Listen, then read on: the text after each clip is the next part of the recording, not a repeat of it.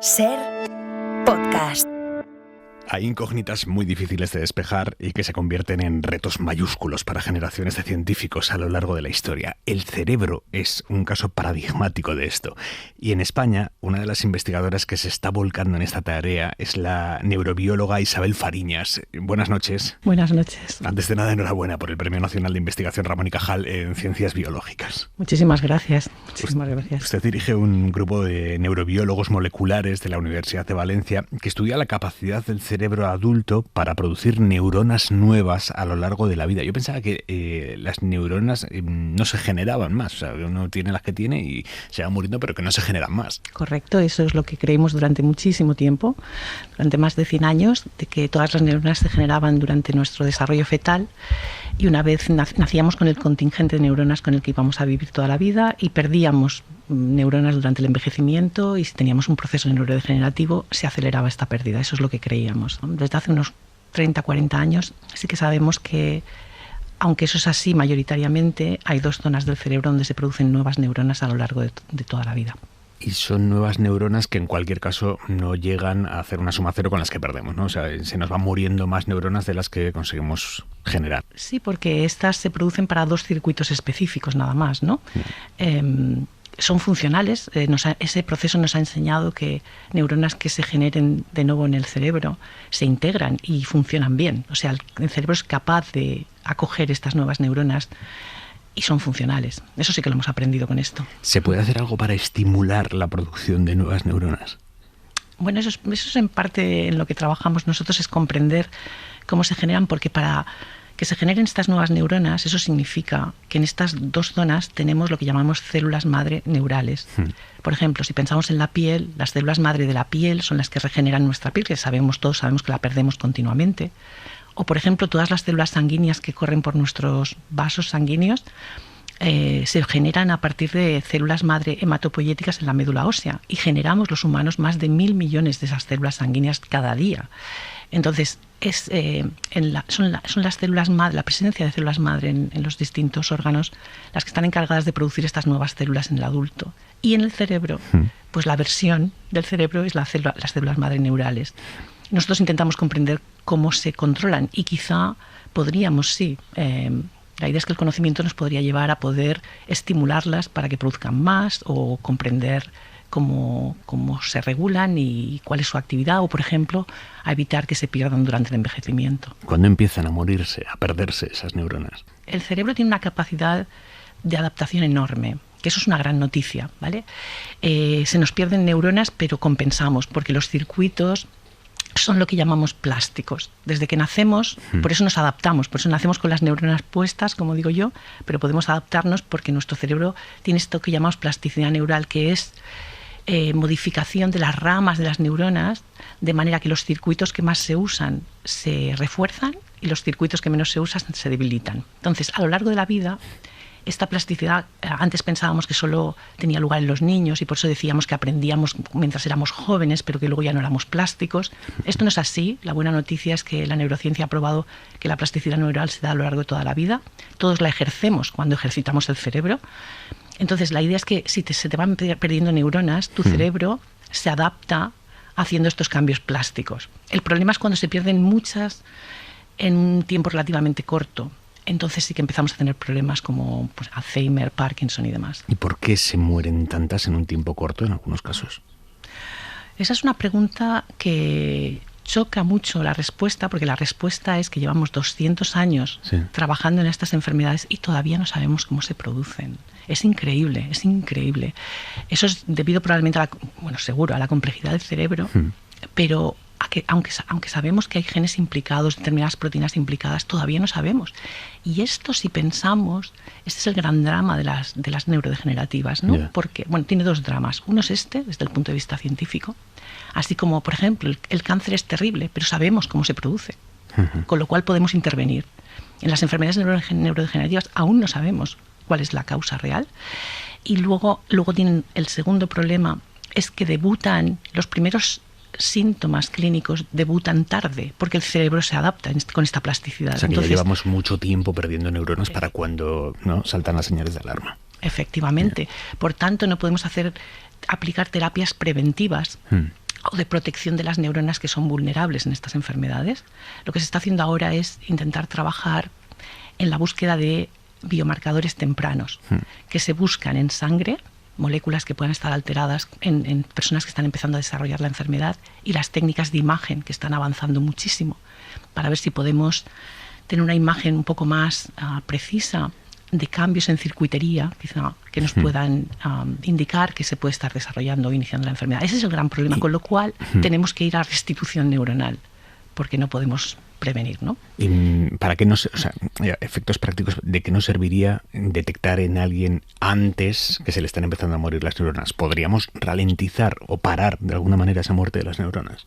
Esa sería la idea. Conocemos factores que llamamos de supervivencia neuronal, que han sido ensayados en modelos animales. Es decir, nosotros conocemos cómo proteger neuronas con estas moléculas que ejercen un papel, como digo, en favor de la supervivencia neuronal.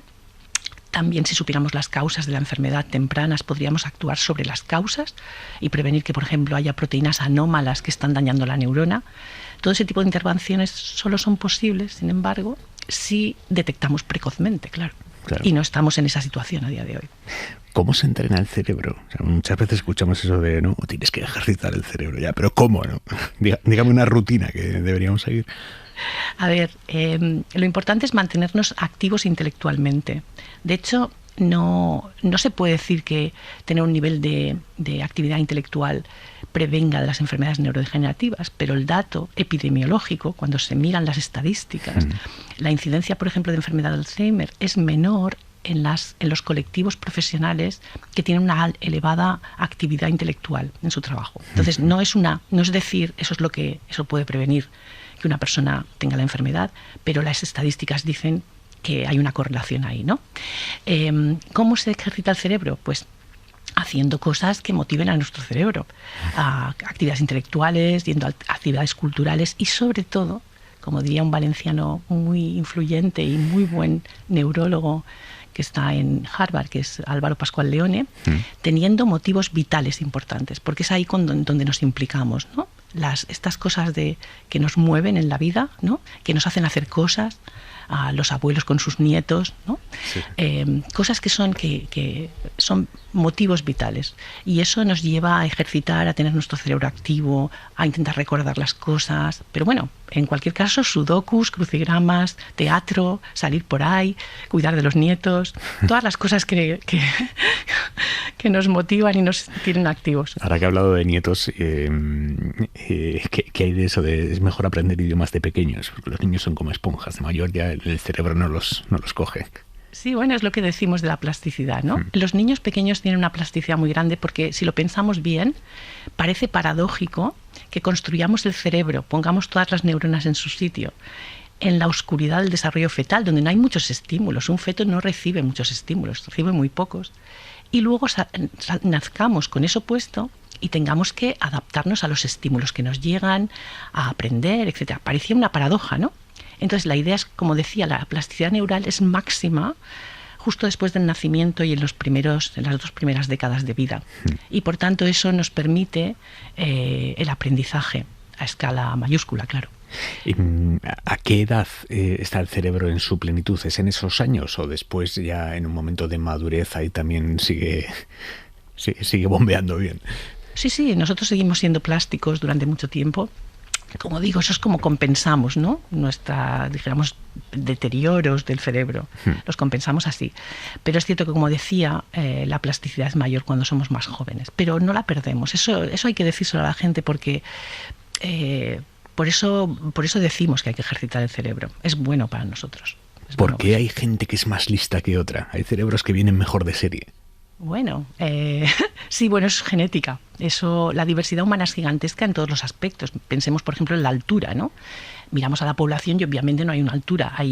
Es una campana de Gauss, que llamamos los científicos, ¿no? Donde la mayor parte de la gente está entre 2 alturas más o menos, que son las predominantes en la población, pero luego tenemos gente que es muy muy alta y gente que puede ser muy muy bajita. Entonces, eso mismo se aplica a cualquier variable biológica. Y el cerebro, que es muy complejo, pues todavía más. Entonces, esos son factores. No sabemos, claro, te puedes imaginar que el número de genes implicados en la construcción del cerebro es enorme. Y entonces pues tenemos esa diversidad que es muy característica de casi cualquier variable biológica que analicemos. Usted se dedica a la ciencia, yo me dedico al periodismo. Si pudiéramos comparar nuestros cerebros, ¿notaríamos diferencias por las habilidades distintas que tenemos usted y yo? Es posible, es posible. De hecho, siempre se ha dicho que el cerebro de los taxistas de Londres, en un estudio que se hizo hace mucho tiempo, tenían más desarrolladas las zonas relacionadas con la orientación espacial.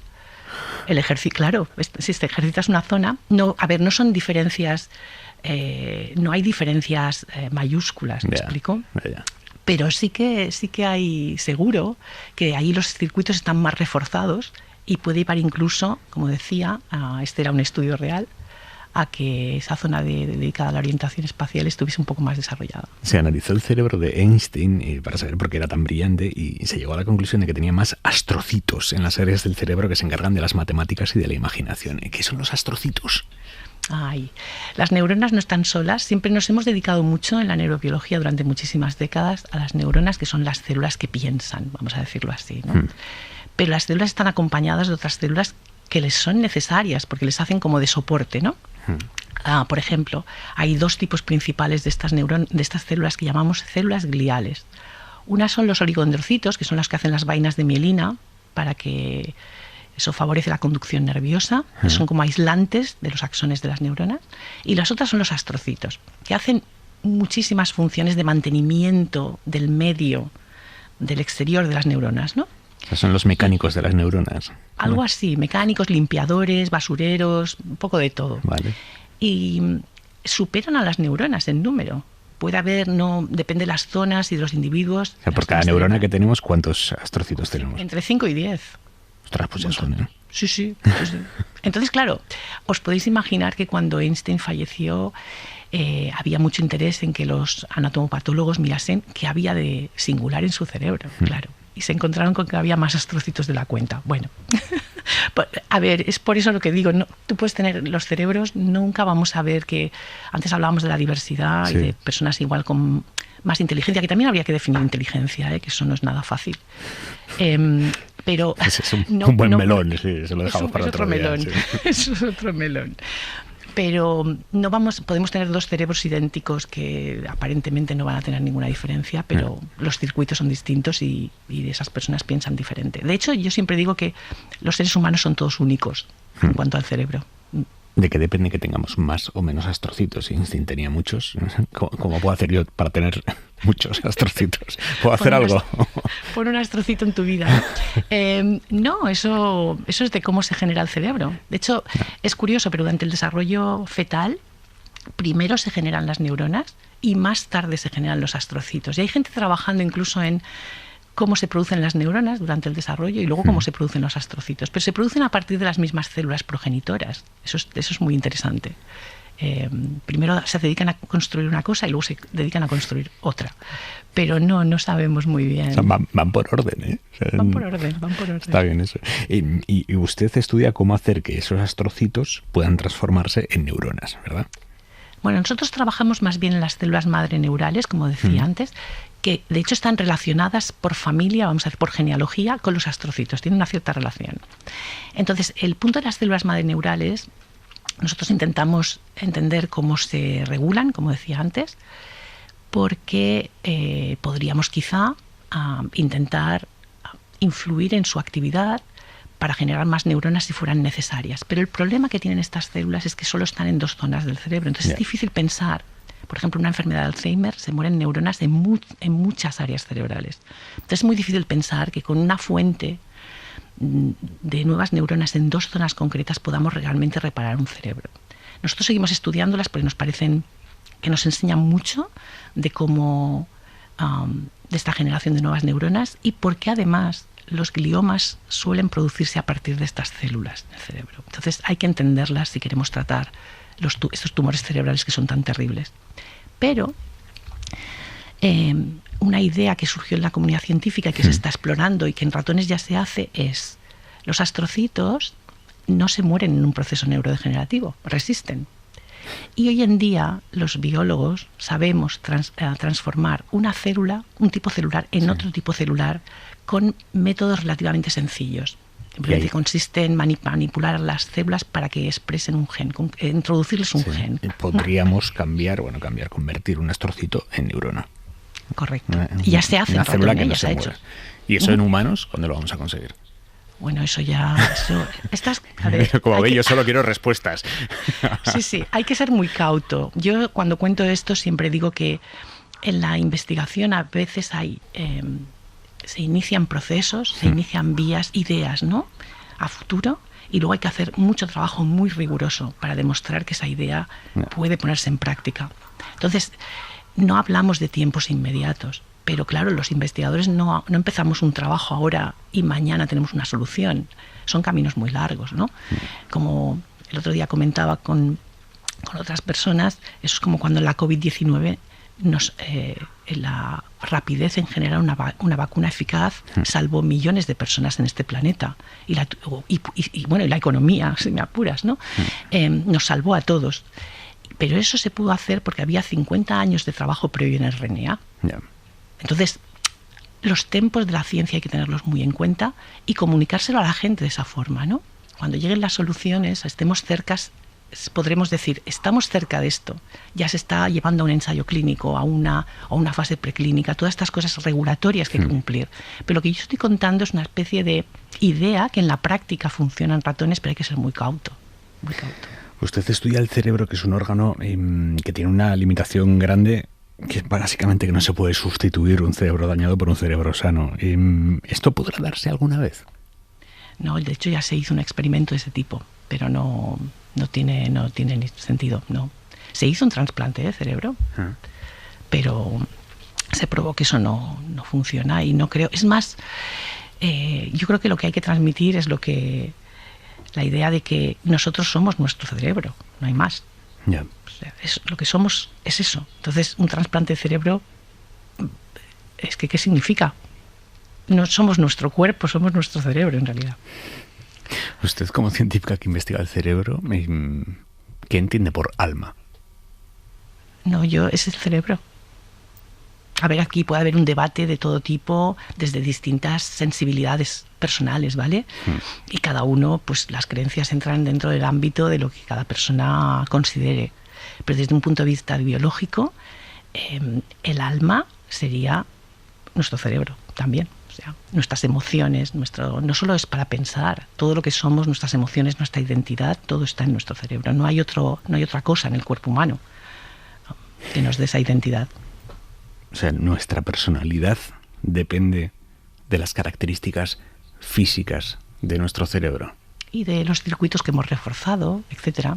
O sea, es más, fíjate, hay muchas cosas que dependen de nuestro cerebro que no somos ni siquiera conscientes. Por ejemplo, nuestro cerebro es un mal lector de la realidad. Aunque parezca mentira. Nosotros recibimos estímulos, vemos imágenes, vemos cosas, nos cuentan cosas y tal. Y nosotros siempre pensamos que percibimos todo con mucho detalle, como si fuéramos un escáner. Pero no es así. Somos muy imperfectos en eso. Nos entran los estímulos y tal, pero no vemos, dijéramos, son estímulos que nos llegan y nuestro cerebro, como funciona, es que continuamente está haciendo una anticipación de la realidad. En función de lo que nos va entrando y de nuestras experiencias pasadas, anticipamos una realidad y contrastamos lo que nos llega con esa anticipación. ¿Qué es lo que pasa? Eso quiere decir que las personas ven las realidades de manera distinta.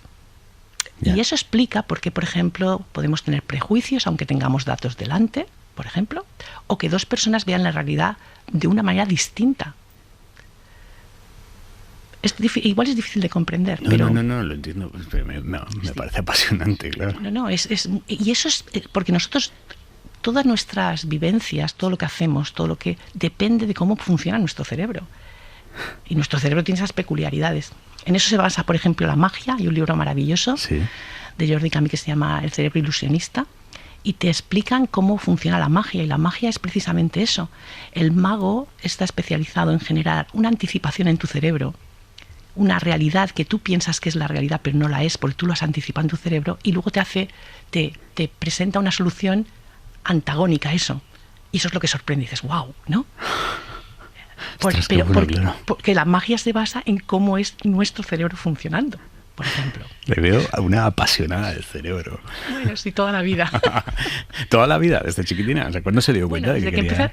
Desde que empecé la carrera. Yo quería ser investigadora desde los 13 años, pero cuando empecé y me enfrenté, dijéramos, en las asignaturas al sistema nervioso, y nunca lo he dejado.